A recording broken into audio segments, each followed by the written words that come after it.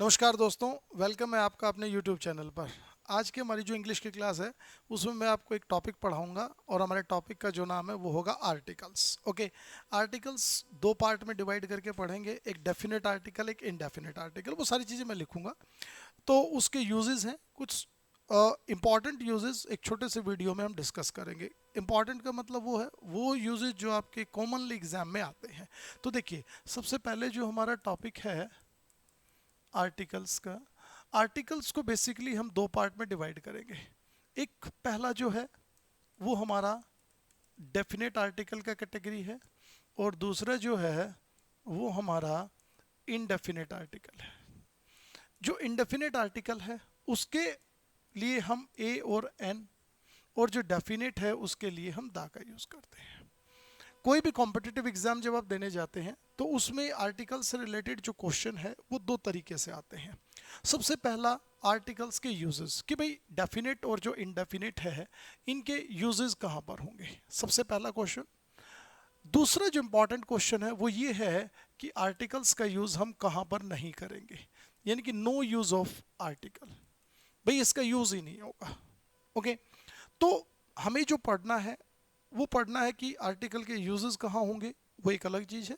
दूसरा, उसके यूजेस कहाँ पर नहीं होंगे। ओके, सो हम लोग आज के जो वीडियो है उसमें डिस्कस करने वाले हैं आर्टिकल ए और एन के यूजेस। क्लियर है? तो देखिए, शुरू करते हैं हम लोग। ये ध्यान रखें, बहुत सिंपल से मैं आपको 4 से 5 जो रूल्स है वो डिस्कस करूंगा आपके आगे। तो देखिएगा, सबसे पहली चीज जो ए और एन है उसको हमें समझना है। वो क्या है? एक इनडेफिनेट की कैटेगरी में यूज होता है। सबसे पहली चीज याद रखनी है ए और एन का यूज। देखिए, दोनों जो हैं वो एक सिमिलर मीनिंग देते हैं। ऐसा नहीं है कि दोनों का जो यूज़ है वो कुछ अलग अलग है, बिल्कुल नहीं है, एक सिमिलर सा यूज़ है। इंपॉर्टेंट चीज़ है, दोनों में डिफरेंस है। तो डिफरेंस है एक हल्का सा, कि एक वोवल साउंड से पहले यूज़ होगा, एक कॉन्सोनेंट साउंड से पहले यूज़ होगा। तो वो तो बात की बात है, वोवल और कॉन्सोनेंट वो तो थोड़ा सा इनको अलग अलग करके बताएंगे। अब जो बात है वो ये है कि पहले ये समझेंगे कि ए और एन का जो बेसिक यूज़ है वो क्या है। ए और एन का जो यूज़ है वो सबसे पहली चीज़ याद रखनी है। एक तो ये हमेशा याद रखिएगा कि सिंगुलर काउंटेबल नाउन के साथ यूज होगा। सिंगुलर काउंटेबल नाउन के साथ, पहली चीज। ओके, दूसरी इंपॉर्टेंट चीज वो समझनी है कि सिंगुलर काउंटेबल नाउन पहला। दूसरा जो इसमें इंपॉर्टेंट चीज है वो ये है कि कोई भी नाउन, आप याद रखिएगा, अगर आप किसी भी पैसेज में फर्स्ट टाइम यूज करते हो तो उसके साथ आप आर्टिकल ए एन का यूज करोगे।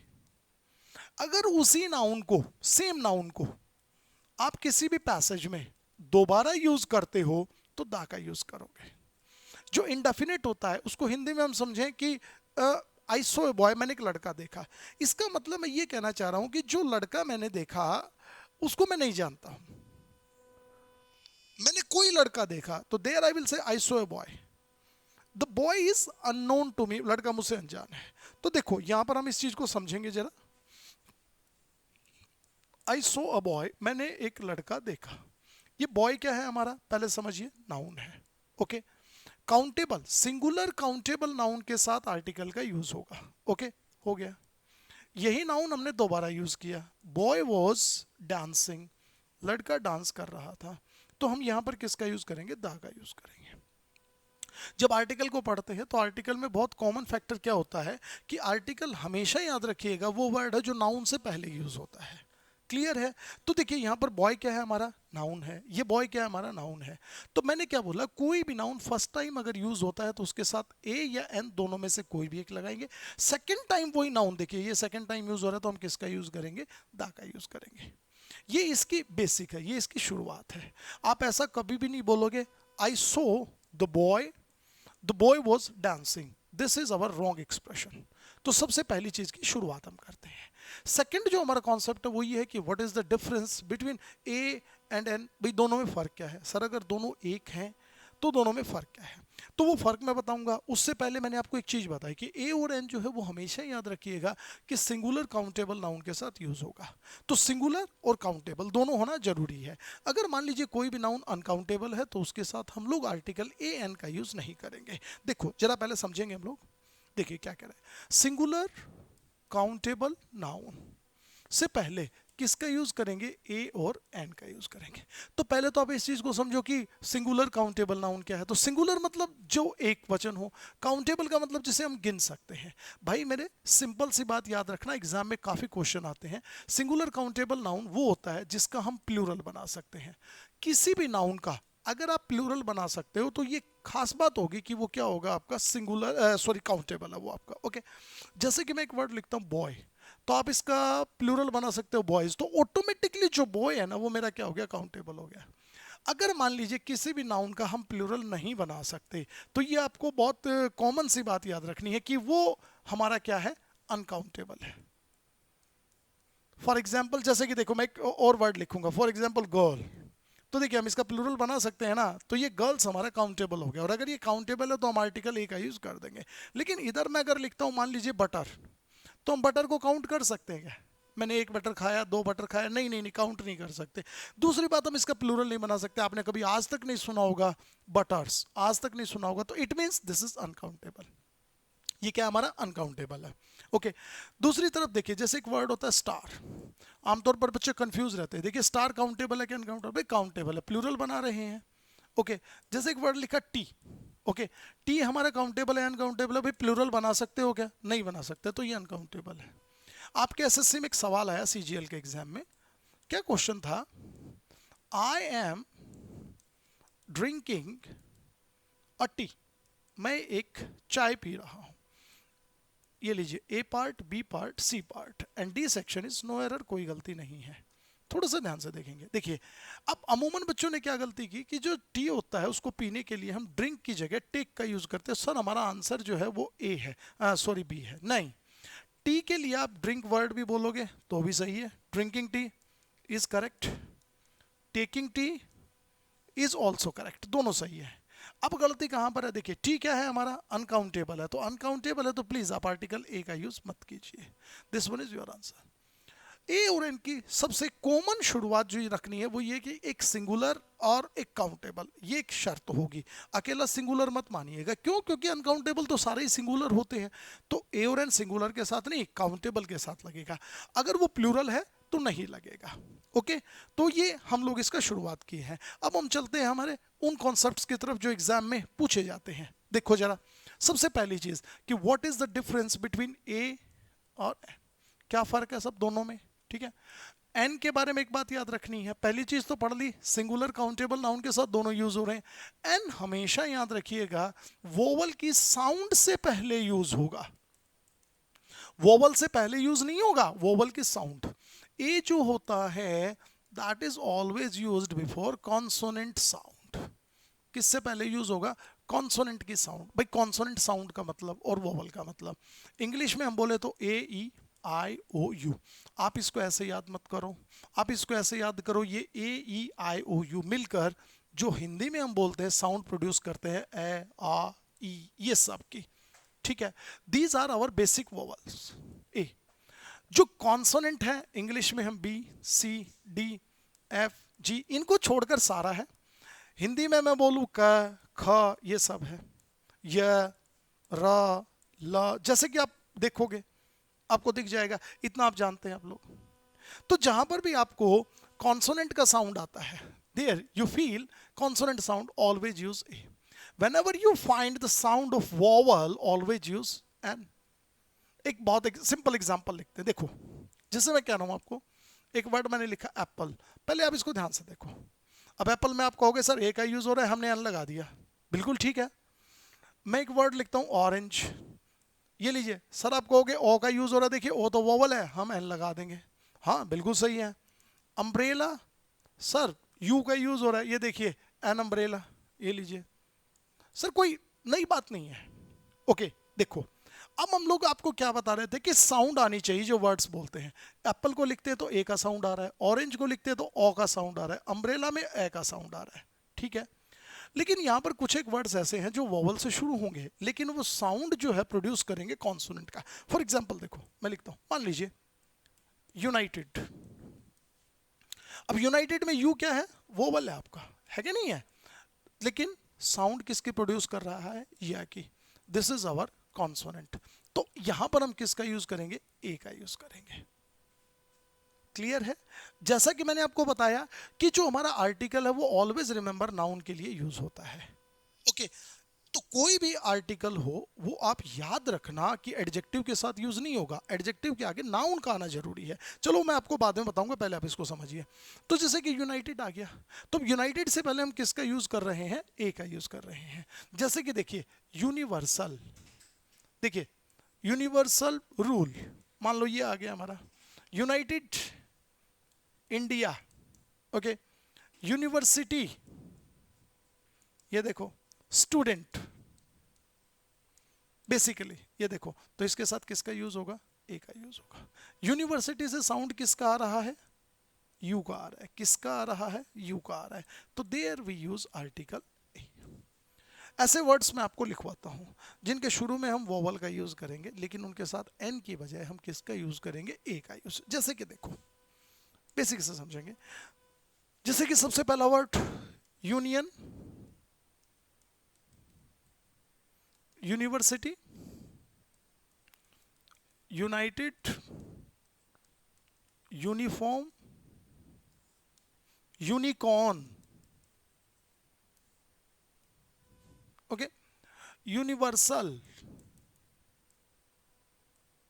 ये देखिए यूनियन, यूनिवर्सिटी, यूनिक बड़ा कॉमन वर्ड है, अक्सर एग्जाम में पूछा जाता है। देखिए ये जितने भी वर्ड्स हैं ऑलवेज रिमेंबर, इनको बोल के देखो तो साउंड किसका प्रोड्यूस हो रहा है? यू का।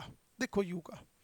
Always use A, don't use N, wrong. Okay, बहुत सिंपल है। जैसे कि this is dash unique book. Okay, तो यूनिक आया, बुक आया, तो किसका यूज हो जाएगा? एन का या ए का? तो देखो unique article is correct, an गलत है। बहुत कॉमन क्वेश्चन है, एसएससी पूछ चुका है कई बार। जैसे कि mango is an unique fruit. देखिए जरा, ये लीजिए, बस आपको समझना है। यूनिक आया, एन की जगह किसका यूज करेंगे? ए का यूज करेंगे। यानी कि जो बी पार्ट है वो रॉन्ग है और बाकी का सारा करेक्ट है। सो और एग्जांपल्स देख सकते हैं, जैसे कि वी नीड, या चलो he is an university student, वो एक यूनिवर्सिटी का स्टूडेंट है। तो देखिए एन की जगह किसका यूज हो जाएगा? ए का यूज हो जाएगा। तो ये तो हमारा डिफरेंस था कि हम ए का यूज कहां पर करेंगे, एन का यूज कहां पर करेंगे। ओके, तो एन हमेशा किससे पहले यूज होगा? वोवल साउंड से पहले। ए का यूज किससे पहले होगा? कॉन्सोनेंट से पहले। नेक्स्ट रूल की तरफ बढ़ते हैं। देखिए जरा, एक मैं आपको बड़ा अच्छा कॉन्सेप्ट यहाँ पे बताता हूँ जो हमारा सेकंड जो इसका रहेगा। देखिए कहीं पर भी आप याद रखना, अगर आपको एडजेक्टिव प्लस नाउन का कॉम्बिनेशन मिले तो यहां पर हम ए और एन का यूज करेंगे। एन अगर एडजेक्टिव वोवल साउंड देता है तो ए अगर एडजेक्टिव कॉन्सोनेंट साउंड देता है तो। जैसे कि adjective noun, for example boy क्या है? नाउन है। बॉय का एडजेक्टिव हम ले लेते गुड, हो गया। ओके, तो यहां पर हम यूज करेंगे अ गुड बॉय। चीप मान लीजिए एक एडजेक्टिव है, हमने लिखा बुक। देखिए बुक क्या है? नाउन है। चीप उसका एडजेक्टिव है, अ चीप बुक। स्मार्ट एक एडजेक्टिव है, गर्ल एक नाउन है, तो स्मार्ट क्या हो जाएगा? A smart, smart girl. A beautiful girl, ध्यान दीजिए। देखिए दिस इज वेरी कॉमन। अब आप सेंटेंस में ऐसा कभी नहीं बोलेंगे, कैसा? This is cheap book and I do not like to buy it। मैं इसे खरीदना नहीं चाहता हूं। ये लीजिए, हो गया आपका एग्जाम का question. This is cheap book, बोलने में सही लग रहा है? नहीं, रॉन्ग है यार। बुक क्या है? नाउन है। चीप क्या है? एडजेक्टिव है। तो आर्टिकल किसका यूज करेंगे? ए का यूज करेंगे। Is it clear to you? हाँ, कई बार ऐसा भी हो सकता है कि जैसे कि मान लीजिए इस एडजेक्टिव के साथ वेरी का यूज हो जाए, हाँ, तो भी आर्टिकल ए रहेगा। जैसे कि एडजेक्टिव मान लीजिए ब्यूटीफुल, इसी को ले लेते हैं, गर्ल हो गया। अब आ जाए वेरी, कोई इशू नहीं है, तो भी ए का यूज होगा। She is a very beautiful girl. आप ऐसा मत समझिएगा कि वेरी आ गया तो आर्टिकल नहीं आएगा, नहीं, आर्टिकल फिर भी यूज होगा, समझ रहे हो। जैसे कि दिस इज, कह सकते हैं जैसे कि क्या बोले, चीप बुक, ये लो, चलो ये ले लिया, सॉरी चीप बुक। तो यहां पर अगर मैं वेरी ऐड करता हूं तो भी सही है, a very cheap book. Okay, so ये 2 से 3 रूल मैंने आपको पढ़ाए हैं अभी। एक छोटा सा कॉन्सेप्ट और हम डिस्कस करते हैं। ओके, अच्छा यहाँ पर मैं आपको एक चीज़ बता देता हूँ जो पिछले पेज पर मैंने लिखे भी थे। जैसे कि कुछ वर्ड्स ऐसे होते हैं जिनके यू शुरू में आता है और वो ए यूज़ होता है। उसमें एक वर्ड और भी होता है जिसको हम बोलते हैं यूजफुल और यूजलेस। यूजफुल और यूजलेस से भी साउंड किसकी आ रही है, यू की आ रही है, तो आर्टिकल किसका यूज होगा, ए का यूज होगा। ओके, चलिए आगे चलते हैं हम लोग नेक्स्ट पेज की तरफ। देखो एक और कंसेप्ट नंबर 3 हम लोग पढ़ेंगे। बहुत बेसिक बात मैं वो आपको बता रहा हूं। उसमें क्या होता है, देखिए F H L M N R S और एक्स, ये अल्फाबेट हैं। अगर ये अल्फाबेट याद रखिए किसी भी एब्रीवेशन के, एब्रीवेशन समझते होगे ना, शॉर्ट फॉर्म, किसी भी एब्रीवेशन के अगर शुरू में इन अल्फाबेट का यूज हो जाए तो ऑलवेज रिमेंबर उससे पहले एन का यूज करेंगे। किसी भी एब्रीवेशन के, मान के चलिए आप स्टार्टिंग में, कहां पर, स्टार्टिंग में किसका यूज हो, अगर इन अल्फाबेट का यूज हो, सो ऑलवेज रिमेंबर किसका यूज करेंगे हम लोग, एन का यूज करेंगे। ऐसा क्यों करते हैं, क्योंकि जब ये वर्ड अल्फाबेट एब्रीवेशन में यूज होते हैं तो ऑलवेज रिमेंबर ये एक वोवल का साउंड प्रोड्यूस करते हैं। किसका साउंड प्रोड्यूस करते हैं, वोवल का। देखिए एफ आई आर, ये एब्रीवेशन एफ से शुरू हो रहा है, M L A, x ray, S P. Okay, आप देखो ये सारे के सारे क्या हैं हमारे, ये देखिए मैंने लिख रखे एफ, ये रहा एस, ये रहा, देखिए एक्स एम, जो भी है। अगर कोई भी एब्रीवेशन, एब्रीवेशन का मतलब होता है बच्चों शॉर्ट फॉर्म, कोई भी एब्रीवेशन अगर इन वर्ड से शुरू होती है, इन अल्फाबेट से शुरू होती है सॉरी, तो हम किसका यूज करेंगे, एन का यूज करेंगे। अगर आपने ए का यूज कर दिया तो गलत हो जाएगा। जैसे कि दिस इज अ एक्सरे, क्या सेंटेंस सही है, नो, क्या हो जाएगा, एन एक्सरे। बहुत common question, he is MLA, हाँ ऑप्शन दे देगा ए एन या द, तो किसका यूज होगा जल्दी बोलिएगा, N MLA. FIR has been registered against the criminal, अपराधी जो है उसके खिलाफ एक FIR जो है वो रजिस्टर हो चुकी है। आप लोग तो कंफ्यूज हो जाएंगे कि गलती कहां पर है। देखिए FIR आ गया, एफ का यूज हो गया, भाई मेरे एन का यूज करो, ए का यूज प्लीज ना करें, गलत होगा। तो 3 से 4 कॉन्सेप्ट हम लोग पढ़ चुके हैं, इंपॉर्टेंट आपके सारे एग्जाम में आते हैं। ओके, इसमें 3 से 4 और भी इंपॉर्टेंट कॉन्सेप्ट है, वो मैं आपको नेक्स्ट वीडियो में बताऊंगा। सो प्लीज आपको अच्छा लगा हो तो शेयर करें, लाइक करें। Thank you for watching us.